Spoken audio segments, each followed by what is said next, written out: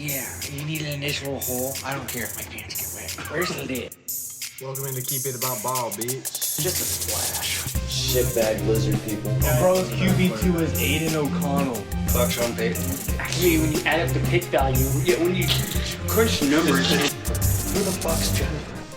Alright, and welcome into Keep It About Ball on this Saturday night, the 13th of September. It has been a crazy week in both my personal life and the real world. Just, man, a lot going on for everybody, it feels like. So let's try and not think about that stuff and maybe get into some ball here. I'm just going to kind of go through my picks for the week. If you follow me on X, you will know that I did have the Packers on Thursday night. That did come to fruition as they beat the Commanders. Looked pretty good while doing it as well. Seems the Packers, though, are about as bad for fantasy wide receivers as my Patriots are, which is pretty crazy since the ghost of our aura stays bricked up for like the likes of Jalen Polk, who's thankfully off the roster, and N'Keal Harry and dudes like that. Because God forbid you just have a dynamic, talented ex-receiver for like longer than one season or a season and a half. But that's here nor there. Green Bay does look really good though. A real threat to play against the Eagles in the NFC Championship. I don't know if I'm gonna quite say to quite come out of the NFC, but definitely a good chance to meet them there in the game. Let's go ahead and get into the rest of the picks for the week. We will be throwing together the parlay, which I need to pull up FanDuel and get that ready so that we have it going as we go here. The first game is the Giants at the Cowboys. I'm going the Cowboys, I think, pretty clearly there. They looked pretty good against hang on, let me type this in real quick.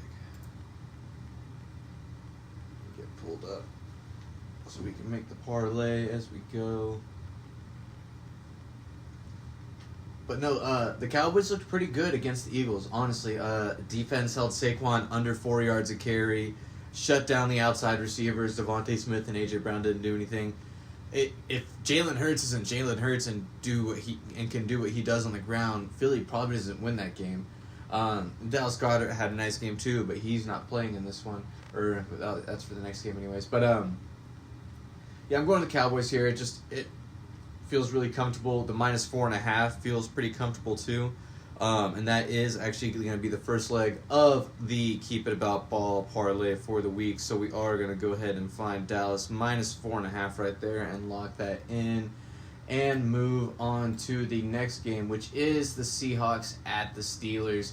Got to go the Steelers. Might be close, but I could kind of see the Steelers running away with it if Aaron Rodgers really is like still Aaron Rodgers and it was just a Jets thing, which is, I think we would all admit, probably totally possible. They could be pretty good this year if that's the case, and if they do look really good this week, I'm going to have to change my week-to-week expectations for them and what they do. It would be cool to see Seattle have a bounce-back week, but I don't really think that's going to happen. So yeah, I'm going the Steelers there. No parts of the parlay on it. Rams at the Titans. Going Rams here. Again, this feels like another pretty easy game to pick. Part of me kind of wants to go Tennessee, but they just had 13 penalties for 131 yards in the first week, and they had 133 total yards of offense, only outgaining their penalties by 2 yards. That's not sustainable, especially against a coach like Sean McVay and a quarterback like Matt Stafford. Dudes have been around like that. It's just, there's no way it's going to work. And for Cam Ward, what a start to a career. First, he's got to play Sean McVay this week, and who did he play last week? Sean Payton in that fierce Broncos defense. That's rough. That's pretty rough for a rookie quarterback, I'm not going to lie. So yeah, going the Rams here, and I am going to add the Rams money line -255. That's what it was when I typed this up. It might have adjusted by now. It's still at 255. I'm going to add that there. The spread is -5.5. That just feels like a little bit much just because the Rams didn't exactly look like world beaters last week either. But money line feels like some pretty free money though. So we're going to add that as the second leg there. Moving on to the Bills at the Jets. Initially I went with the Bills here like any other sane person would, but I'm gonna take the Jets for an upset in this one, and yeah. So the Bills needed a pretty special comeback and an out of character Derrick Henry fumble to win last week. If he doesn't fumble that ball and Josh Allen doesn't just ball out in the fourth quarter, which obviously he can do at any time, it's Josh Allen, but that was pretty special stuff, and that's not stuff you're going to really count on every week unless you're the Chiefs and you got the rest with you, but that's here nor there. It's like similar builds with the teams, too. Like, you got a guy in the secondary who's pretty good, Sauce Gardner, Kyle Hamilton there in Baltimore. You got some dudes in the front seven. It's a pretty decent defense. Running quarterback, good running back to go with it. One good receiver. It's actually pretty kind of crazy how similar they are at this point in time. Like, the Jets are just like a poor man's version of that, and I kind of think they can squeak one out. Oh, I had the number right here, I thought, or maybe that was for the Ravens, not the Bills. But yeah, I'm gonna go Jets with to cover the 6.5 spread, because the spread in this one is 6.5, and I think that's way too much. I am taking the Jets on the money line, I should say, for my pick for the week. But as for the parlay, I am taking the Jets to cover 6.5, just because that feels like way too much for how close it was for both teams last week. So we're going to go ahead and add the Jets plus 6.5, excuse me. But we are going with picking the Jets here to win the game for the week. Moving forward,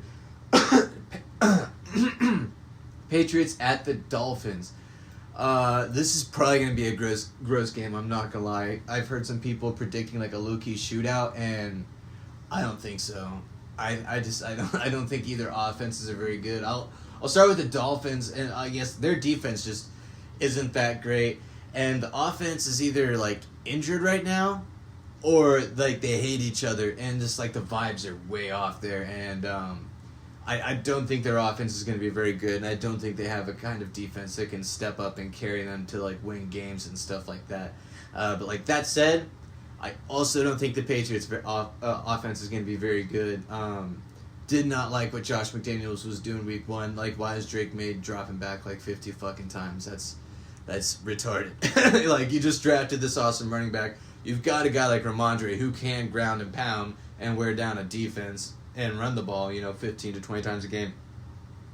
Why are we asking this like, dude who's played like 10 games, or like maybe 11 games now so far, I think it is, to throw 50 times with a recovering Stephon Diggs who's 31 and Kayshon Boutte who's low-key like gonna be like a wide receiver 2 in fantasy this year. He could be a real steal in drafts for people, but it's pretty crazy to think they looked at those weapons and this young quarterback who's still got like decision-making stuff to work on, and they were like, yeah, let's throw the ball 50 times. It doesn't make a lot of sense. And I just always felt like Josh McDaniels kind of sucks without Tom Brady, in my opinion. And I don't really have anything to like base this off of, but like something feels off with Mike Vrabel and like the whole thing going on. I don't know. Something just doesn't feel right. Like I don't really feel like that feeling of like, and I haven't since like he's become the coach. Just like, oh, things are really different now. We're really turning the franchise around now. Like, it just feels like it's kind of the same thing, but people respect us just a little hair more because it's not Gerard Mayo, it's Mike Vrabel instead. And I could be wrong. I don't know. Something just feels weird. But as for this game, though, I'm going Patriots here. Probably a little bit of homerism there. I'm seeing most people are picking the Dolphins, and the Dolphins are favored by 2.5. Got minus 130 on the money line for them, plus 110 for the Patriots. I just think it's gonna be a really ugly game. Actually, I think I'm not gonna add to the parlay, but I think what's the under on this game? 43.5. Yeah, that's pretty low. I would actually still consider taking that under. I would not be surprised if both of these teams don't hit 20 points at all. Because Jalen Waddle's banged up. Devon Achane still, maybe he's okay. I don't hamstring stuff. I never want to just act like, oh, he's fine, he's over it. And then Tyreek Hill and Tua, they obviously don't like each other. The O-line sucks. Patriots O-line sucks. And one thing that the Patriots defense can do well is get after the quarterback. They had the second best blitz rate I saw last week behind Denver. Denver, it was all charted out. Denver's like way over here.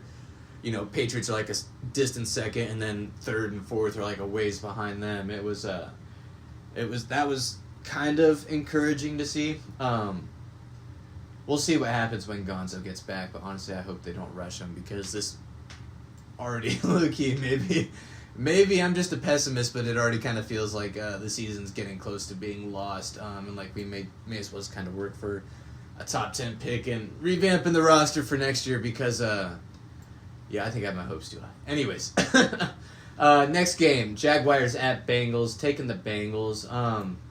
As is tradition, the Bengals started really slow, but I'm not buying too much into it. Because they were playing a really good defense in Cleveland. Like, that's a really good defense, especially to start the year before they give up on that horrible offense and get worn down from constantly having to carry the team, kind of like last year. That's a really good group. Like, they basically have brought most of the guys back, and then they drafted, I'm going to pull his name up because I'm going to draw a blank on it, that kid that they got paired up with Myles Garrett now. And it's just... Gosh, what is his name? That's gonna... Of course it tells me fucking Shadur Sanders first. Tells me everyone but that guy. Mason Graham. Yeah, Mason Graham, that's who it is. From Michigan, okay. Yeah. They got him paired up with Myles Garrett now. And that's crazy. That's madness. To think they just took that already good defense and we just added a top 10 pick to it to clog up the middle. Let's go. Like that's going to be a tough D all year. So I'm not looking too much into that. Plus the Bengals they like to start slow. And plus the Jaguars D in this one, they got pretty lucky with, I was telling Brady last night too, what was definitely I'm already like an overhyped offense from the Panthers, and I was way too high on them, and I'm already bumping them down in where they're going to finish in that division and moving the Falcons up. I was being a Falcons hater, honestly. I'm not sure if that's still going or not. Yikes. Okay, cool, it is. But they got that easy start, and the Panthers just aren't really going to be that good. Because, like, really, especially, like, right now, like, what are you looking at? You're looking at Ted McMillan. He's nice, but that's a rookie. Chuba Hubbard's nice, but he's not, like, a superstar. And then Bryce Young's just, like, okay at best. And then the offensive line isn't anything to write home about, and the defense isn't particularly good either. I think it's kind of not a good sign that the Jaguars couldn't put up points on the Panthers. I think it's a pretty bad sign. Brian Thomas, like one catch, like got his only. I think he got a touchdown off a rush. That's excuse me, as a Brian Thomas owner, absolutely hate to see that. And I didn't really see any. I'm going with the Bengals here just because. I didn't really see anything to discourage me from them that hard in week one. Honestly, their defense looked better than I would have guessed it to. I low-key kind of thought Joe Flacco might carve that defense up. But, and then the Jaguars just, they didn't give me any reason to buy into it, and the Bengals didn't give me any reason to stop believing in them, so I got to go the Bengals here. 49ers at Saints is pretty easy, 49ers. You think, I know it's Mac Jones, another game that's maybe closer than you would have thought like a week ago. No Purdy, no Kittle, but even in its current state, I'll take the 49ers altogether. The Saints receivers, as of now, maybe a little better. C-Mac, I'll take over Kamara, although that's really close. And then you're kind of looking at like Mac Jones versus Spencer Rattler, and that's crazy. I did not think we'd be talking about that.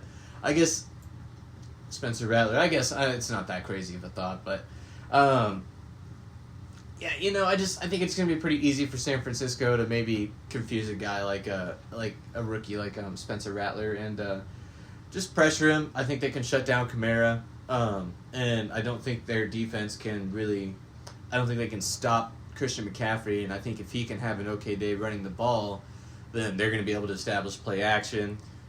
And Mac Jones showed last year with Brian Thomas, like, he can at least put some points on the board for what it's worth. It might not be pretty, but he kind of solidified himself as, like, a serviceable backup quarterback in this league last year, I feel like, anyways.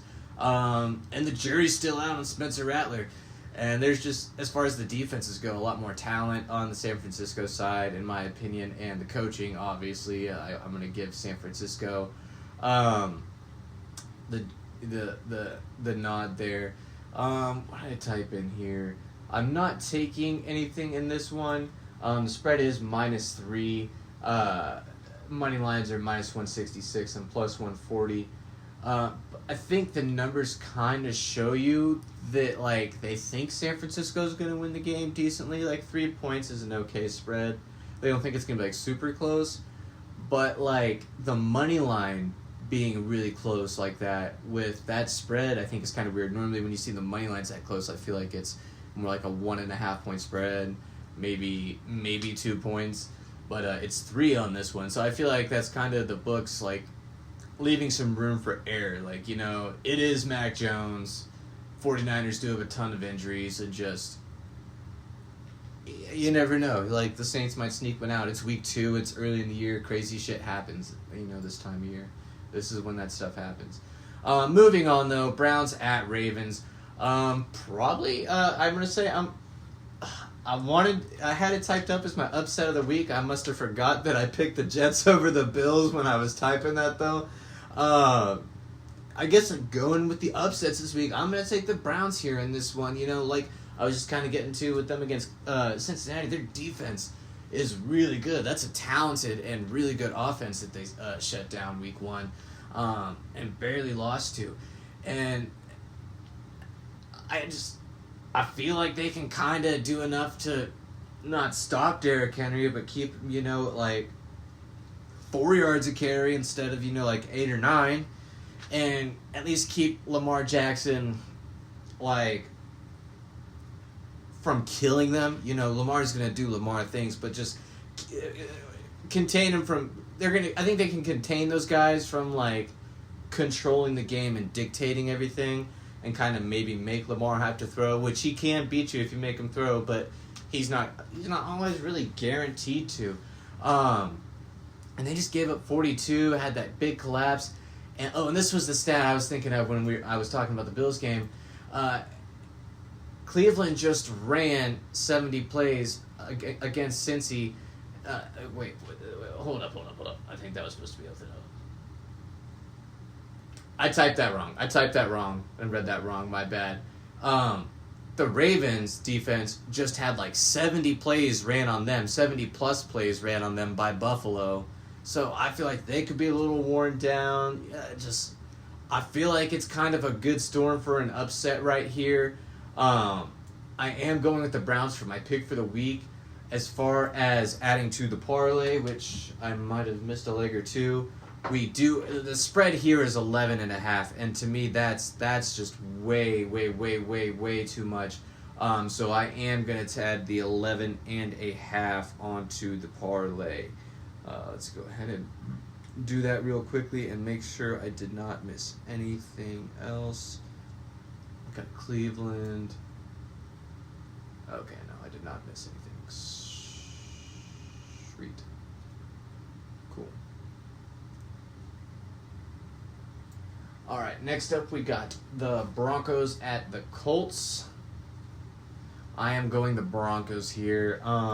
I'm not buying into the Daniel Jones experience, although he did look like the general out there last week. I just feel like even if Nix is headed into a sophomore slump, like, they've got enough people on that offense, good enough coaching, fuck Sean Payton, and that defense is just too good. I can't for the life of me see Daniel Jones having any kind of success against that Denver defense. Like, was it like who was it last week he carved up? Let me pull that up again. The Dolphins. That's right. Yeah, and I'm not putting a whole lot of stock into that. Broncos by a lot here. I did not have them on the spread here at -2.5 here into the parlay, but I'm taking that. Or whichever one's juicier, the money line or the spread, we shall see. 102, yeah, 102 for a 2.5 point spread. I don't care if it's in Indy. I think Denver cooks them pretty easily here. Moving forward, Panthers at the Cardinals. I already feel like a fool for, like I said earlier, for picking the Panthers to finish second in the division. Atlanta is clearly more talented. I was just being a hater, and Carolina just does not have the guys. Like I said, I already said earlier, yeah. I already got it all my stuff I had typed up here. Going Cardinals, adding them to the money line. Matter of fact, at -320. Yeah, I think they get it done without much drama at all. Well, not last. Next up is Eagles at the Chiefs. Going the Eagles here. Weird numbers looking at it. I feel like Chiefs -102, and then Philly -116, but Philly's favored on the spread 1.5, so that's a little weird. Feels like a trap game for the books, trying to get people to bet on Kansas City, if I had to guess. Philly, I feel like, is clearly the answer here. Kansas City's even more banged up than they were last year when they played Philly. Philly is still just as good. The defense not quite as good, but Kansas City's lost enough guys on offense. I'm not worried about that. And, I mean, the Eagles just kind of, I don't think Dallas's defense is going to be terrible. They got some guys in the secondary, and a lot of people have been saying bad stuff about their defense since Mike Parsons left. I get it. We all hate Jerry Jones. That's fair. But I didn't think the defense looked bad watching that game. I thought they looked all right, especially against a really good offense. So, so against the Cowboys offense, I should say. Yeah, going Philly with the 1.5 on the spread here. It's just I just don't see Kansas City winning that game. Plus, I do have them losing the division this year, so it only makes. Okay, that's Richard trying to take money. Okay, next up we got the Falcons at the Vikings. Going the Vikings here.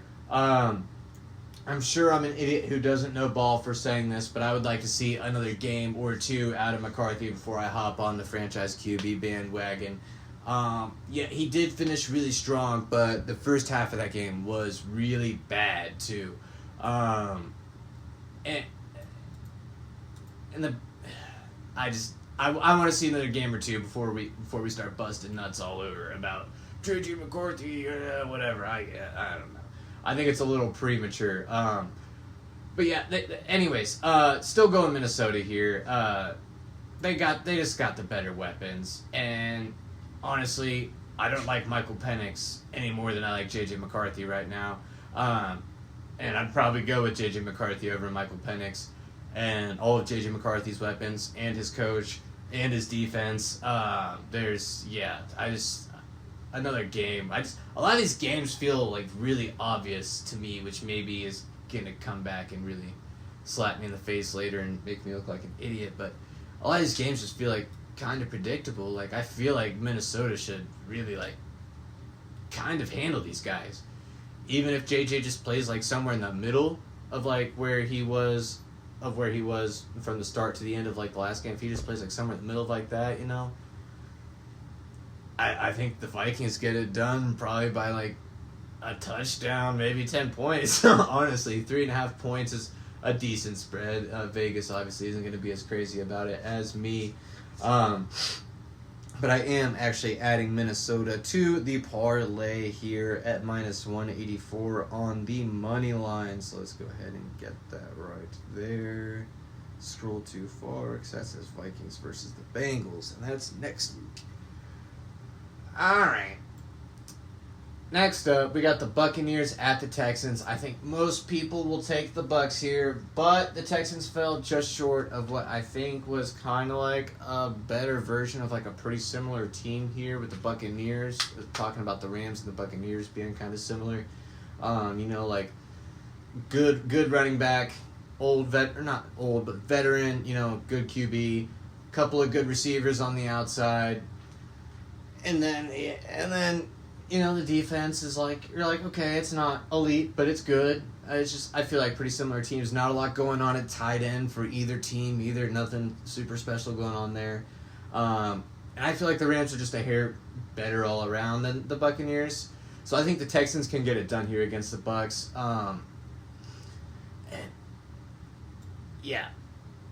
Spread here was 2.5, minus 138 for Houston, and plus 118 for Tampa Bay. So I do feel a little better knowing the books are on my side there, but this certainly is not my most comfortable pick of the week, just because the Buccaneers are good and could very easily win that, but definitely got to lean with the Texans there. Their defense is still really good, and was listening to, I think it was Jacob Gibbs talk about it today.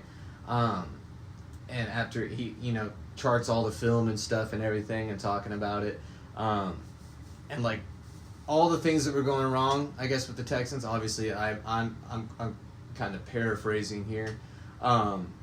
It wasn't really as usual, like C.J. Stroud's fault. It was crappy O-line. They got dick and balls for running back, and just didn't have a good game.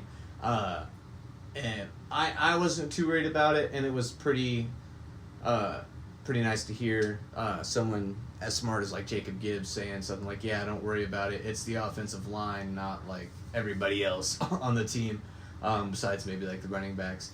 Moving on to I think it is the Sunday night game.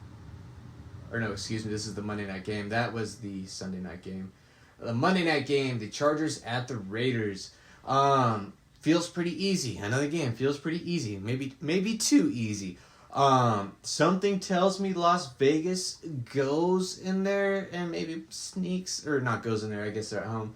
They maybe sneak one out, but I'm still going with the Chargers. Chargers offense is not the Patriots offense. They have like actual like good receivers. And, I like Drake May, and I do think he's the future for us, but, as of right now, he's not Justin Herbert. Their offensive line's a lot better than ours. Defense, better than ours. Coach, I gotta say right now, probably better than ours. So I don't think the Raiders go in there and sneak out a win like I kind of feel like they did against the Patriots, who were missing not just the best player on the defense, but literally the best player on the roster in Christian Gonzalez. If he's in that game and locking down Jacoby, I think that changes things a little bit. At least keeps that game maybe 3 points instead of a touchdown. But the Chargers just a lot better than the Patriots are, and I'm not buying a lot of stock into what the Raiders did against the Patriots just because I'm selling all my Patriots stock after that. I do think the over on the 46.5 is a little tempting here, because if Geno could get something cooking and maybe Ashton Genty gets going in this one a little bit, Brock Bowers is pretty hard to stop. Jacoby Myers isn't bad. I could see some points getting scored in this one. I'm not adding that to the parlay. I'm just going to take the Chargers here. Not into the parlay, just picking them for the week. All right, so let's chart that up, and that was all the games. So let's make sure that's 8 legs. Make sure that's right. 1, 2, 3, 4, 5, 6, 7, and 8. Yep, 8 legs. That's plus 7,000. A lot higher odds than last week. Last week was also 8 legs, which, by the way, I forgot to mention at the top of the show. Our picks did do really well last week. We as a group, we're 32-16 as a podcast. Brady led the way, 13-3. Reed was 10-6, and I was 9-7. Our ZBR parlay, probably our strongest parlay to date, was 8 legs, and the only one that missed was the Ravens money line. We were that close. If that doesn't hit, we hit the plus like 3,600 odds. But hey, you know what? We're about to hit this plus 7,000 odds one tonight or tomorrow. But this one we're gonna place it tonight. Let's see if we got a little profit boost on here. Maybe throw that on there. Yes, sir. I'll take that. Add a little boost. And there we go. Okay. All right. Yep. Okay. So let's see if we can slap that bad boy on there. 50% profit boost. Wow. Okay. I don't know how it goes from 50% odds from 7,000 is 10,000 and not 14,000, but I'm also not a math nerd, so maybe I'm just retarded, but maybe casinos are also scamming us too. Anyways, so yeah, add that little profit boost on there. You know, that's $10 to win $10 to win 1,000. Man, come on, let's roll with it. Let's do it. You'll be glad you did. You heard it here first. This is not gambling advice, but you should still do it. You should still do it. All right, we got that locked in and loaded. Let's get it cashed, and let's pick a card to wrap up the show. Who we got? Oh, I'm dropping him. Sorry, bud. All right, we got Eric Murdoch of the Utah Jazz. All right, let's look him up here and get his name. Well, you guys get a look at that. Let's get a look at the backside there. Oh, okay. Well, let's look up Mr. Eric Murdoch. Get him, type it in Google, and then we'll look at his card and read it off here.